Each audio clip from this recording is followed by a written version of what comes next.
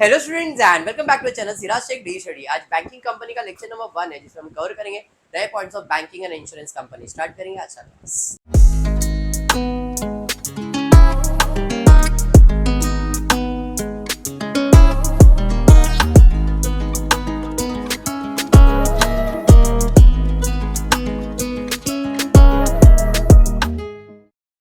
आज के लेक्चर में कोई सम वगैरह नहीं कर रहे अपन। आज के क्लास में सिर्फ फॉर्मेट लर्न करेंगे, फॉर्मेट बाय ऐड करेंगे, बस दैट्स इट। बैंकिंग कंपनी के अंदर schedule is very much important. Schedule और उसका फॉर्मेट, एक बार शेड्यूल और फॉर्मेट समझ गया है तो ये टॉपिक से इजी कोई टॉपिक नहीं है। Only the thing is this is time consuming, इसमें टाइम ज़्यादा लगता है बट स्कोरिंग है। क्यों? क्योंकि इसमें एडजस्टमेंट ऐसा कुछ आता ही नहीं है, खाली अपने को पोस्टिंग करना है प्रॉपरली। प्रॉपर शेड्यूल के अंदर पोस्टिंग हो जाएगा, पूरे के पूरे मार्क्स मिल जाएंगे। डीवाई बैफ की बात करूंगा, अभी इतने सारे टॉपिक्स हो गए। जैसे आपको कॉन्फिडेंस है भाई, इन्वेस्टमेंट अकाउंटिंग हम लोग कर सकते हैं, अंडर राइटर्स हम लोग कर सकते हैं, बाय बैक हम कर सकते हैं। तो जैसे जैसे टॉपिक्स हो गए आपको कॉन्फिडेंस आ गया भाई ये टॉपिक्स तो अपना अच्छे से हो गया। तो वैसे ये टॉपिक भी जो आज हम करने वाले, अगर आप अच्छे से समझ जाते हो तो ये भी आपको स्कोरिंग टॉपिक है। इसके साथ कनेक्शन में और एक टॉपिक होता है इंश्योरेंस कंपनी। बट बैंकिंग और इंश्योरेंस दो अलग चीज़ है। बैंकिंग कंपनी का फाइनल अकाउंट, इंश्योरेंस कंपनी का फाइनल अकाउंट दोनों अलग है। बट दोनों अगर कंपेयर करने जाओ तो आपको सिमिलर इन नेचर दिखेंगे। सिमिलर इन नेचर मतलब जैसा बैंकिंग के अंदर सॉल्व होने वाला है वैसा ही इंश्योरेंस कंपनी में भी सॉल्व होने वाला है। अपग्रेडेड वर्जन है। अगर आप पोस्ट ग्रेजुएशन करने वाले हो, अगर एमकॉम वगैरह करने हो तो तब ये टॉपिक आता है। बीकॉम वाले को उस टाइम पे नया रहता है बट बैफ के लिए ऑलरेडी हो चुका रहता है। हम सीखने वाले final account of a banking company. अब तक हमने क्या क्या सीखा है, अगर बेस से स्टार्ट करूंगा मैं तो 11th स्टैंडर्ड में आपने final account of a soul trader किया था, सिंगल प्रोप्राइटर। 12th में पार्टनरशिप पे आ गए थे, 13 में मैन्युफैक्चरिंग पे आ गए थे, 14 में एडमिशन रिटायरमेंट डेथ वाला फाइनल अकाउंट किया था। अब आगे हो टीवाई में, बराबर है। टीवाई में आपने एसवाई में ना कंपनी फाइनल अकाउंट भी किया है, शाहरुख खान की स्टोरी वाली, अगर गलती से कभी याद हो तो। आज आप करने जा रहे हो टीवाई के अंदर बैंकिंग कंपनी का फाइनल अकाउंट, ठीक है। तो बैंक की बात करूंगा तो बैंक किस चीज में डील करता है? सबसे पहले जब भी मैं बैंक की बात करूंगा तो क्या दिमाग में आता है? पैसा।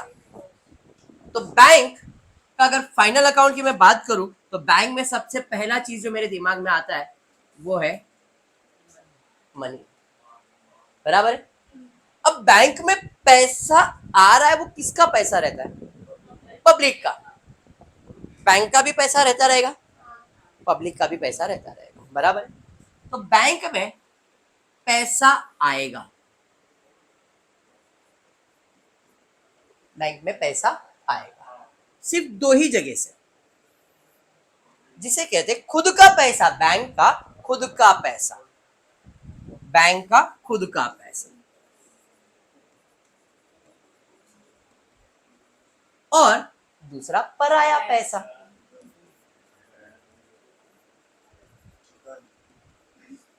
बराबर। अब खुद का पैसा, बैंक का खुद का पैसा मतलब बैंक का कैपिटल और बैंक का रिजर्व। बैंक के पास खुद का पैसा सिर्फ दो ही है, क्या?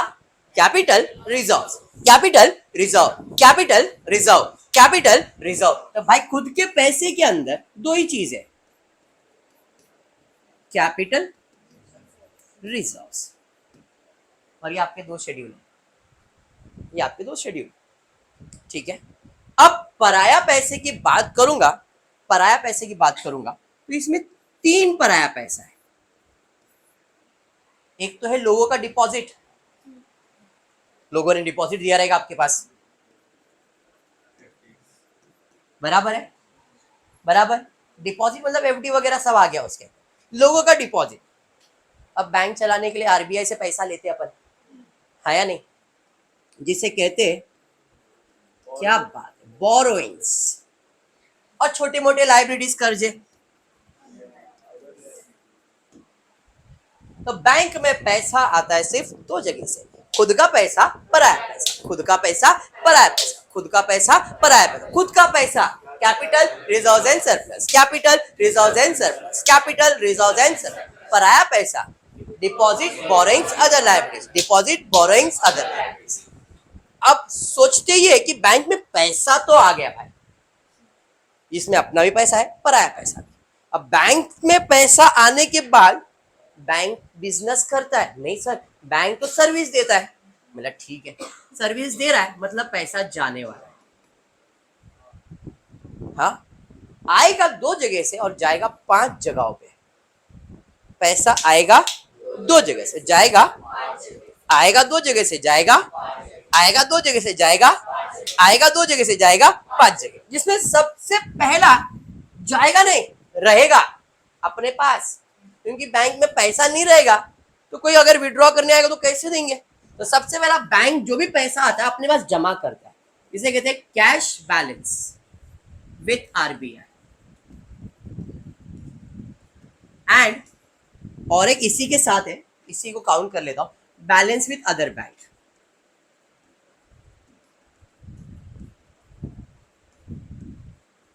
एक ही पार्ट हो गया, ऐसा समझो। खुद के पास पैसा रखा एक, दूसरा, अब ये फर्स्ट हो गया, दूसरा इन्वेस्टमेंट कर देगा बैंक। दूसरा क्या करेगा? इन्वेस्टमेंट। मतलब पैसा जैसे ही आया सबसे पहले अपने पास निकाल के रखो भाई, बैंकिंग बिजनेस ट्रांजैक्शन के लिए कैश अपने पास बैलेंस रखेगा। दूसरा इन्वेस्टमेंट कर देगा। तीसरा, आ जाओ लोन मिल रहा है, लोन मिल रहा है, ले लो लोन, एडवांस देना चालू करेगा, loan and advance.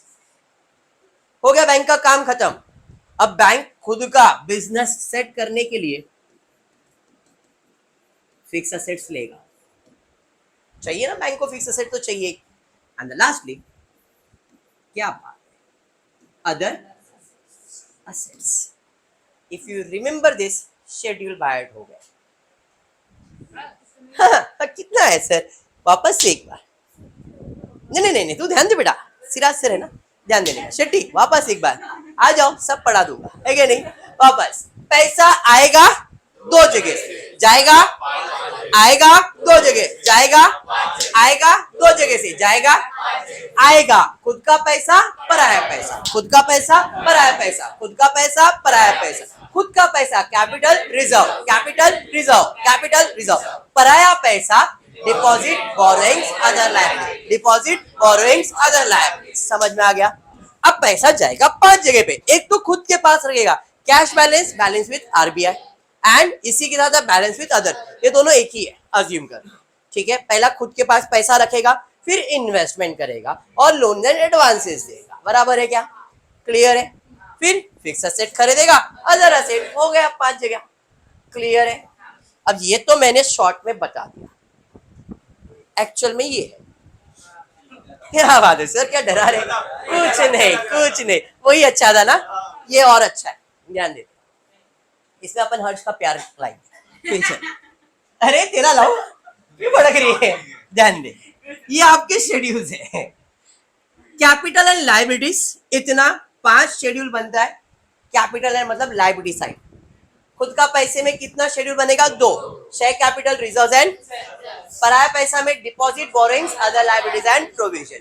Schedule number 1 2 3 4 5, liabilities खत्म। समझ में आ गया? पक्का? असेट की बात करूंगा, cash and balance with RBI, balance with bank and money, मतलब other banks and money at call and short note. ये पूरा शेड्यूल का नाम है, वैसा का वैसा ही लिखना है। Balance with other bank and money at call and short. Balance with bank लिखा तो भी चलेगा, अदर नहीं है तो।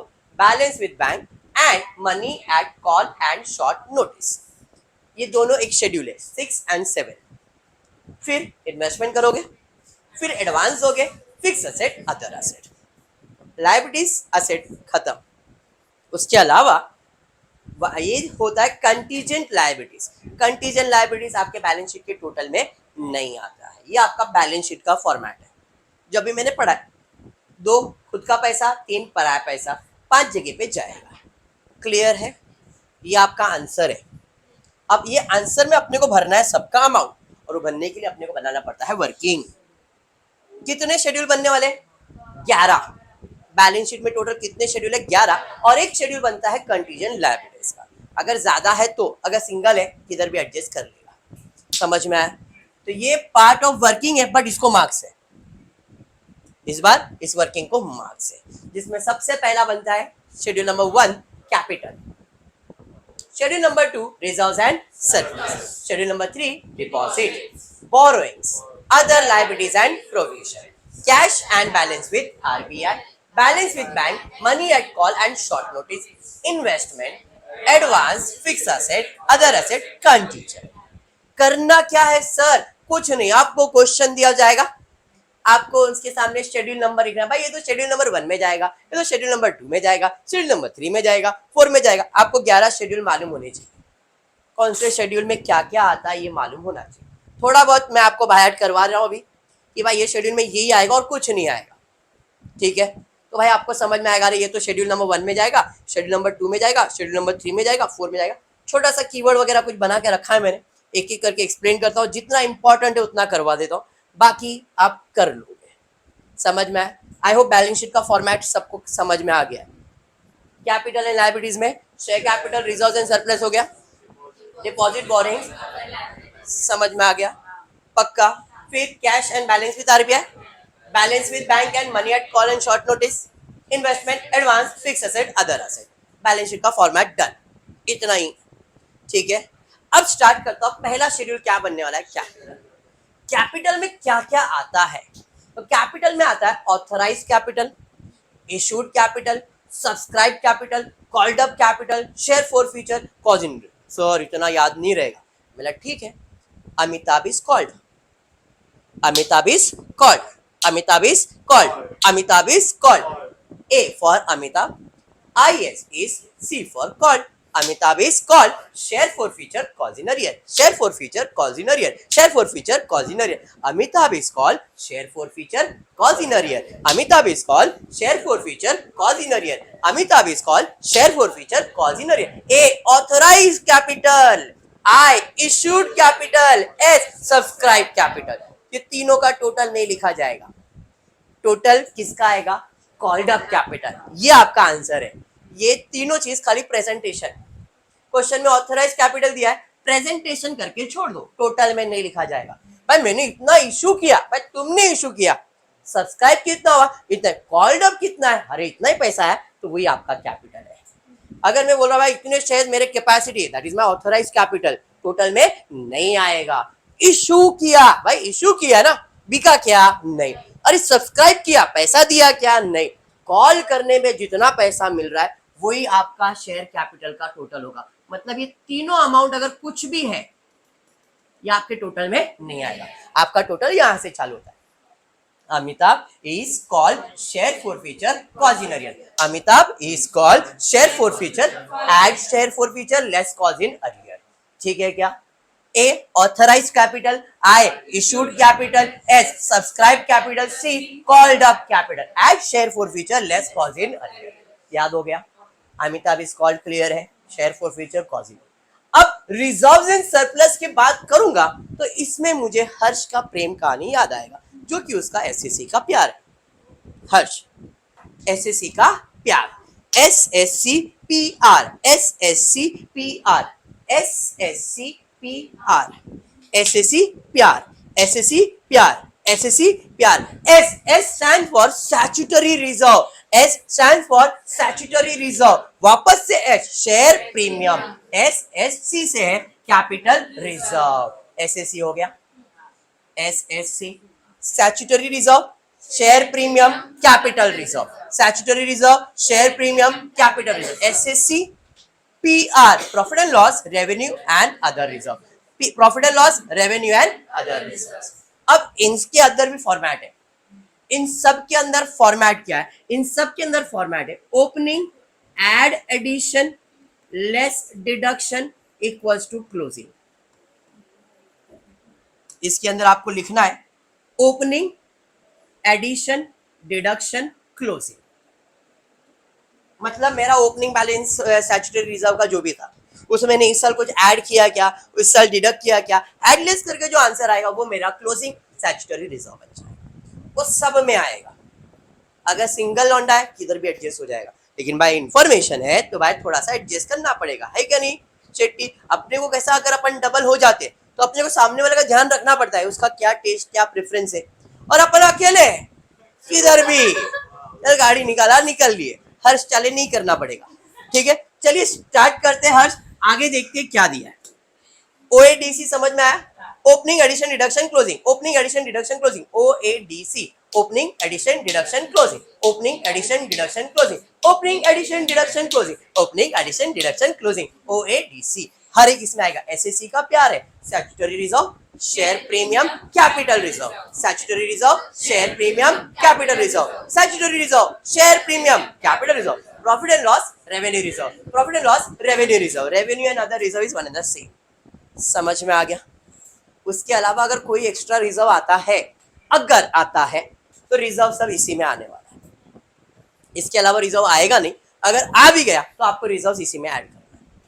ठीक है, Amitabh is called share for future calls in arrear, SSC का प्यार हो गया। अब दो होने के बाद क्या आ रहा है? डिपॉजिट। ये जो डिपॉजिट है बैंक का दोस्त है। डिपॉजिट क्या है? बैंक का दोस्त। डिपॉजिट क्या है? बैंक का दोस्त। डिपॉजिट क्या है? बैंक का दोस्त है। D, D for demand deposit, D for demand deposit. O नहीं है यहाँ पे, ओ साइलेंट है, छोटा सा लिख के रखा है मैंने। एस से सेविंग डिपॉजिट और टी से term deposit. Demand deposit, saving deposit, term deposit, demand deposit, saving deposit, term. Term deposit मतलब फिक्स डिपॉजिट। हाँ क्या? फिक्स डिपॉजिट लेता भी है बैंक और देता भी है, दोनों चीजें ये ध्यान में रखना। ये क्रेडिट वाला है, ये सब क्रेडिट शेड्यूल्स है। तो फिक्स डिपॉजिट क्रेडिट वाला है तो इधर, डेबिट वाला है तो एडवांस के शेड्यूल में जाएगा। दैट इज समथिंग डिफरेंट, उसके बारे में बाद में डिस्कस कर रहे हैं। अभी demand deposit, saving deposit, term deposit, दोस्त, DOST स्पेलिंग तो आता है, खाली वो साइलेंट है। डी पे demand deposit, saving deposit, term deposit, तीनों को ऐड कर दो, आपका डिपॉजिट का टोटल आ जाएगा। डिपेंड, सब चीज दिया रहेगा तो जो चीज दिया है खाली आपको उतना ही फिल करना है, बाकी कुछ भी नहीं फिल करना है। ये फॉर्मेट भी लिखना नहीं है, ये सिर्फ आपको लर्न करने के लिए मैं पहले से बता रहा हूँ कि भाई ये सारी चीजें इसमें ही आती है।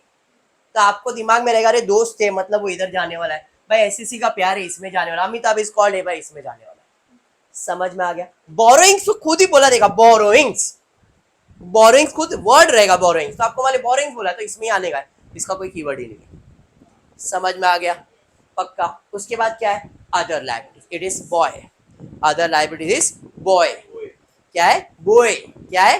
बॉय, BOI, BOY नहीं, BOI, बॉय। अब बी में पहला है बिल्स पेएबल, बी से बिल्स पेएबल, बी से बिल्स पेएबल। ओ से अदर लायबिलिटीज और प्रोविजन, अदर लायबिलिटीज और प्रोविजन। आई से इंटर ऑफिस एडजस्टमेंट ब्रैकेट में net, and then interest accrued. ये जो इंटर ऑफिस एडजस्टमेंट है इंपॉर्टेंट है क्योंकि ये आपके अदर असेट से या फिक्स असेट से रिलेटेड एडजस्टमेंट का इफेक्ट होता है, तो इसलिए याद रखना boy is a keyword, bills payable, other liabilities and provision, I से inter office adjustment, very important, inter office adjustment, and I से interest accrued. Boy is clear? पक्का। लायबिलिटीज के शेड्यूल के अंदर पहला कैपिटल हो गया, रिजर्व हो गया, डिपॉजिट, बोरोइंग्स, अदर लायबिलिटीज का शेड्यूल इज डन। समझ में आ गया? अब बढ़ेंगे next, cash and balance with RBI. नाम से पता चल रहा है कैश बैलेंस है या बैलेंस विद, ऐसा दो वर्ड दिखेगा, cash in hand schedule number 6, balance with RBI schedule number 6। लेकिन balance with other bank, money at call, short notice, ऐसा कुछ भी है वो इसमें लिख देना। ऐसे नाम का ही प्राणी मिलने वाला उसमें, किसमें? क्वेश्चन में, क्वेश्चन में ही दिखेगा कैश इन हैंड, अरे schedule number 6, balance with RBI schedule number 6, money at call schedule number 7, balance with other bank schedule number 7। याद रखना है। समझ में? क्योंकि अपना पहला काम वही रहेगा, मार्किंग करना है कौन से शेड्यूल में आप सिर्फ पोस्टिंग करने का। समझ में आ रहा है? पक्का। चलिए ठीक है, अब बढ़ते हैं इन्वेस्टमेंट। इन्वेस्टमेंट का शेड्यूल अगर आप देखोगे इट इज गॉड्स। क्या है? गॉड्स। इन्वेस्टमेंट भगवान, गॉड्स, जिसमें G stands for government secure. Goods बोल सकता था बट गुड्स में मजा नहीं आ रहा है इसलिए gods. G for government securities, goods में मजा नहीं आ रहा है, ये बैंक क्या गुड्स में थोड़ी डील करता है, इसलिए भगवान। G for government securities, G for government security. O से other approved securities, other investment, GOOD, D for debentures and bond. यहाँ पे डेबिट बैलेंस है, डिबेंचर एंड बॉन्ड्स कौन सा बैलेंस रहेगा? Debit balance. अगर यही जगह पे डिबेंचर्स एंड बॉन्ड क्रेडिट में है, मतलब आपने लोन लिया है मतलब डिपॉजिट या तो बोरोइंग्स में चले जाएगा। अब वो स्पेसिफाई करेगा वहां पे डिबेंचर्स आर बोरोड, ऐसा कुछ बोलेगा वो, तो आपको समझेगा कि भाई डिपॉजिट आपका इसमें शेड्यूल में जाने वाला है कि बोरोइंग्स में जाने वाला है। समझ में आया? तो जरा शेड्यूल का टाइम पे खाली देखना है डेबिट है या क्रेडिट है। शेड्यूल नंबर 5 तक, यहां तक सब क्रेडिट है और यहां से जो भी चालू रहा सब डेबिट है। ठीक है, तो जी फॉर गवर्नमेंट सिक्योरिटीज, ओ से अदर अप्रूव्ड सिक्योरिटीज, ओ से other investment, GOO, D for debentures and bond, S shares and subsidiaries. समझ में आ रहा है? मैं सीक्वेंस इसलिए दे रहा हूं क्योंकि जब आपके सामने क्वेश्चन आएगा ना, you will be quite confuse, sir इतना बड़ा क्वेश्चन, कुछ नहीं, आपको खाली मार्किंग ध्यान में रखने का। अरे ये तो सिक्योरिटीज है, शेड्यूल नंबर 8। समझ में आया? Very important schedule is schedule number 9। ये शेड्यूल जब आप बनाओगे वर्किंग में, थोड़ा बड़ा बनाने का। ये सब अगर आप 2-2, 3-3, 5-5 लाइन का बनाओगे ना चलेगा, ये शेड्यूल को थोड़ा लंबा बनाना पड़ेगा क्योंकि इसी को ज्यादा मार्क्स है। बैंक लोगों को एडवांस वगैरह ज्यादा देती है, बैंक का काम ही है एडवांस देना, क्रेडिट देना, उधार देना। तो loans and advances are big schedule. इसमें याद करने जैसा कुछ भी नहीं है, बट फिर भी बिल परचेज एंड डिस्काउंट, ये क्या होता है? आपने bill of exchange 12th standard में किया था। तो भाई आज पैसे की जरूरत है लेकिन 1 महीने के बाद का चेक है, तो मैं बैंक के पास गया, बैंक पैसा दे, तो मैंने क्या किया, बिल परचेज कर लिया और उसको बदले में उसको डिस्काउंट करके बिल का पैसा दे दिया बस, बराबर है कि नहीं? तो आपका क्या हो गया, advance. Cash credit, overdraft, loan repayable, भाई ठीक है, कैश तेरे अकाउंट में बैलेंस नहीं है, मैं ओवरड्राफ्ट फैसिलिटी दे रहा हूँ, कैश के बदले में उधार दे देता हूँ तेरे को। टर्म लोन ले लिया, देखो यहाँ पे टर्म डिपॉजिट, यहाँ पे टर्म लोन, फर्क है। Secured by tangible asset, covered by bank. अभी एक्चुअल में इतना ही है इसका शेड्यूल, इतना इंफॉर्मेशन है, बट इसका प्रेजेंटेशन ये होता है कि जो भी तुमने एडवांस दिया है वो सिक्योर्ड है, अनसिक्योर्ड है या कवर्ड बाय बैंक है। ये तीन उसके प्रेजेंटेशन है, सिक्योर्ड, कवर्ड, अनसिक्योर्ड। सर ये हमको कैसे मालूम पड़ेगा? यही इंफॉर्मेशन इसमें दिया जाएगा। समझ में आ गया? पक्का? उसके बाद फिक्स एसेट तो आपको मालूम ही क्या है, मोस्टली बैंक के पास ज्यादा कोई फिक्स एसेट नहीं होता है, फर्नीचर आ जाता है, बिल्डिंग वगैरह आ जाएगा, कंप्यूटर्स आ जाएगा, इससे ज्यादा फिक्स एसेट बैंक के पास नहीं होता है। बिल्डिंग रहता है, फर्नीचर रहेगा, कंप्यूटर्स वगैरह आ गया तो लिखना है, नहीं तो ये बिल्डिंग और फर्नीचर तो मिलता ही मिलता है। अदर एसेट मतलब इधर कुछ भी नहीं आ रहा है, वो सब अदर एसेट में। समझ में आ गया? कंटीजेंट लायबिलिटी स्पेसिफाई करेंगे, कंटीजेंट लायबिलिटीज। तो this is your balance sheet of a banking company, जिसमें पैसा आएगा 2 जगह से, जाएगा 5 जगह से। वो मैंने अभी आपको बाय हार्ट करवा दिया है।